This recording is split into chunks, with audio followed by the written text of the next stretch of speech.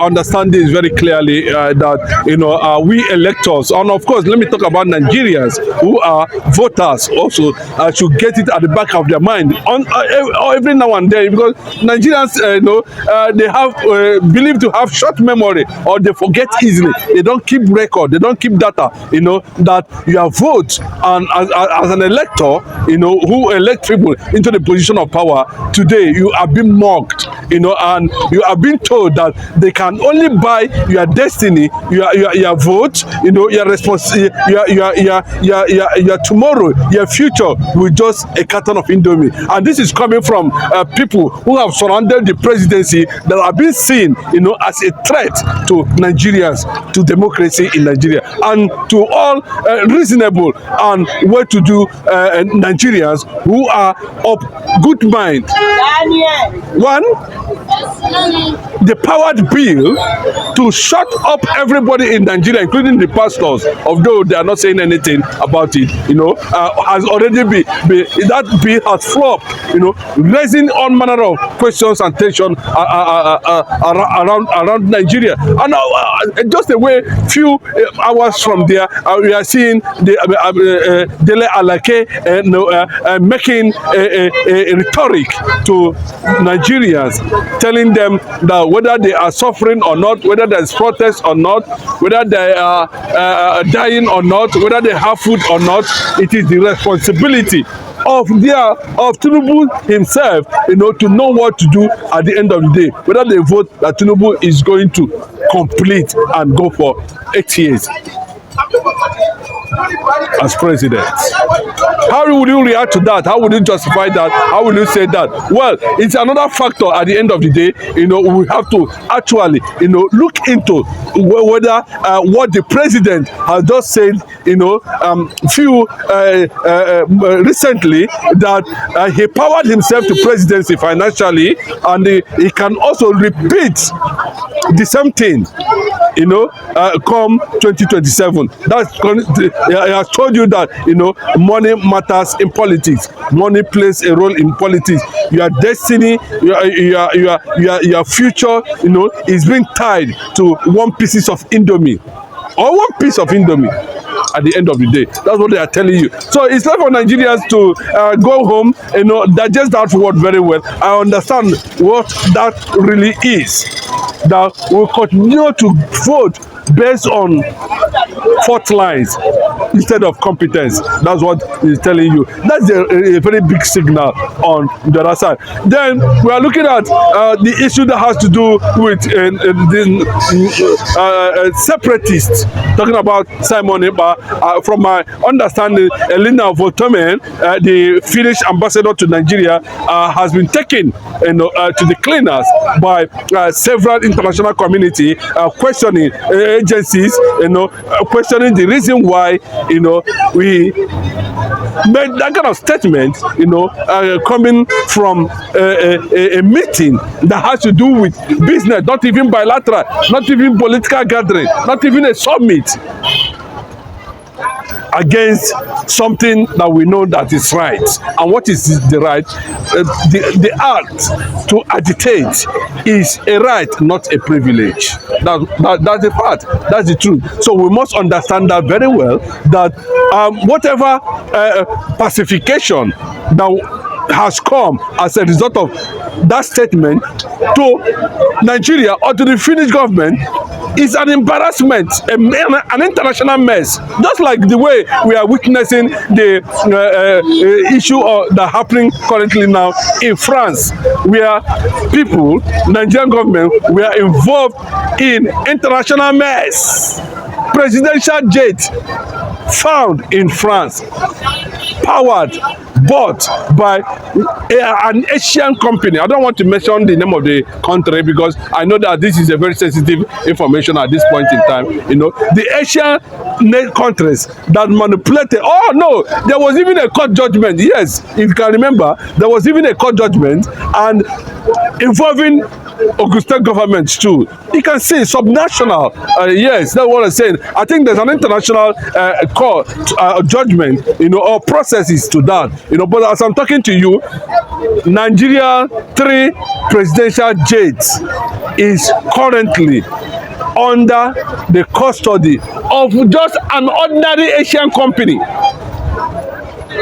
Not only that, the same Asians are already trying to buy over the only seaport we have in Nigeria, talking about Apapa. So a lot of things are going on that you might not be able to know. Fact check it, come out, fact check it, go and fact check it. It is time for Nigeria to begin to monitor this APC gang related administration. It's a fact, and we must understand that. They more understand that very, very clearly. It is not about attacking Tinubu. It's not about attacking the party, but it's about what is leadership in Nigeria offering Nigerians at the end of the day. That's what is already on ground, and we must begin to work on it. You understand? Nigeria is not going to survive, any attempt to continue to be a banana island. Nigeria is not going to survive by being pushed to the gutters. Nigeria is not going to survive by being rubbished by citizens being taken for granted.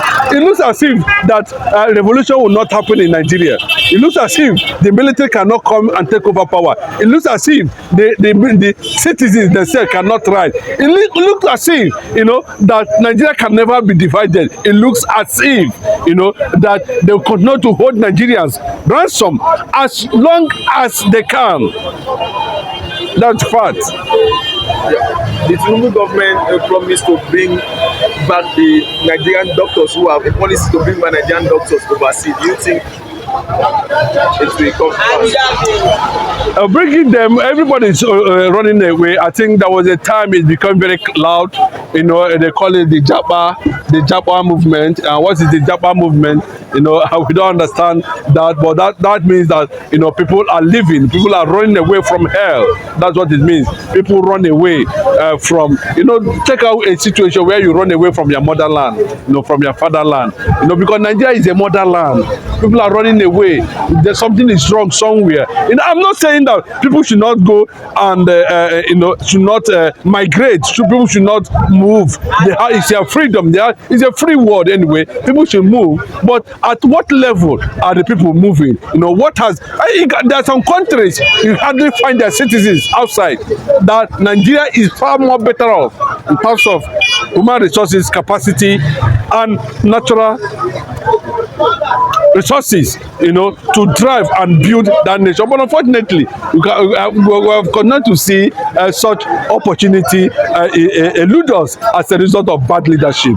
And that is why some of them, when they face the heat squarely, bros, Nigeria is a difficult place to live, if I must be honest to you, because those who are smiling and say, I'm Nigeria, I've been Nigeria, look inside walls, those who are comfortable. I can tell you that over 170 million Nigerians are dying of hunger currently now. The few people who has job, who has good job, who has affiliation with the government to continue to survive by corruption, well, they will come out and tell you that you are not even working hard. They will tell you that you are not working hard. You don't know what you are doing. And those who are not working hard, it means that there's no equal opportunity in Nigeria. If there's equal opportunity in Nigeria, we shouldn't be talking about where we are today. But that notwithstanding, that's the Nigerian factor.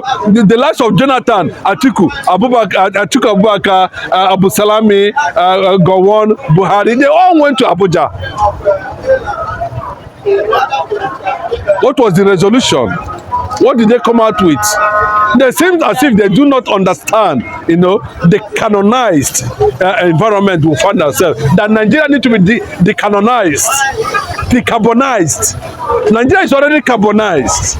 We need to be decarbonized, so that if we can be able to at least experience something But what we are seeing on daily basis, we are hearing the president himself is owing, he has now bought over 21 oil blocks or 12 oil blocks in the Niger Delta, if there's at all anything called Niger Delta. Because I know that Niger Delta is a fraud. There's no country in this world I've seen a place where they said this place is South-South. That I've never, except in Nigeria. And that concept of geopolitical arrangement is based on leveraging on the ignorance of the Niger Delta people as claimed to loot and continue to pollute the Biafran land. That place is a Biafran land. We know what is happening. We understand what is happening. The conspiracy is going on. But one day, the Bible says that the sun shall rise. This is not a biblical interaction, but I'm trying to give you references, on what Pharaoh did, Egypt did to Israel for so many years. But one day, Moses rises. One day, a liberation will come at the end of the day. That's my take on that.